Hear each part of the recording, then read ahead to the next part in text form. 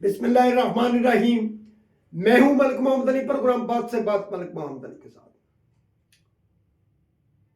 اسلام آباد کے اندر ہونے والے مذاکرات کے نتیجہ میں دنیا بھر کے میڈیا نے اسلام آباد میں ڈیرے لگا دیے ہیں، اور حکومت پاکستان نے بھی دنیا بھر کے میڈیا کے لیے ایک بڑے سینٹر کا اہتمام کر دیا ہے، جس میں دنیا بھر کے میڈیا رپورٹرز کو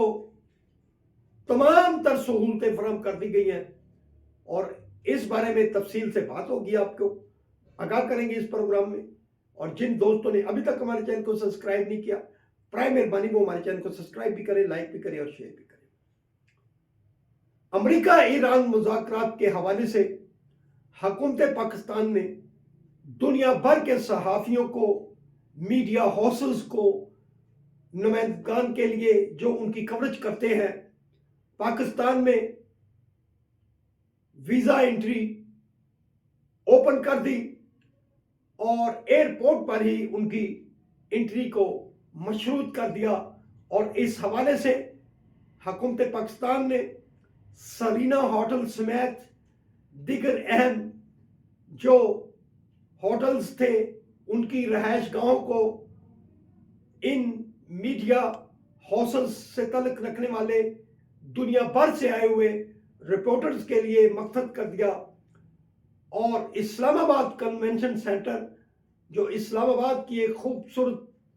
بلڈنگ ہے، جس میں پاکستان کے بڑے بڑے کنونشن کا انعقاد کیا جاتا ہے، عالمی سطح پر ہونے والی بڑی ہی اہم میٹنگز کا اہتمام کنونشن سینٹر میں ہوتا ہے، تو حکومت پاکستان نے دنیا بھر کے صحافیوں کے لیے جو اسلام آباد میں مذاکرات کی کوریج کے لیے پہنچے ہیں، ان کو سہولت فراہم کرنے کے لیے کنونشن سینٹر اسلام آباد کو میڈیا سینٹر میں تبدیل کر دیا ہے، اور وہاں موجود صحافیوں کو میڈیا کوریج کے حوالے سے جن جن سہولتیں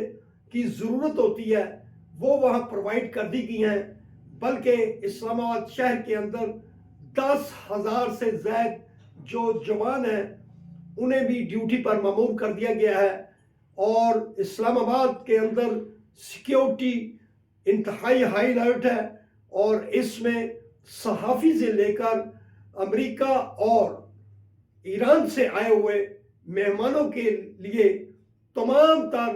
فول پروف سیکیورٹی کے انتظامات مکمل ہو چکے ہیں، اور دنیا بھر کے جو صحافی اس وقت اسلام آباد پہنچ چکے ہیں مذاکرات کی کوریج کے لیے، انہیں جو سہولتیں چاہیے ہوتی ہے اسلام آباد کنونشن سینٹر کو میڈیا سینٹر میں تبدیل کر کے حکومت پاکستان نے وہ فراہم کر دی ہیں، اور دنیا بھر سے آئے ہوئے بعض میڈیا رپورٹرز نے حکومت پاکستان کے ان اقدامات کو، انتظامات کو نہ صرف انتہائی تسلی بخش قرار دیا ہے، بلکہ صحافیوں کو جس انداز میں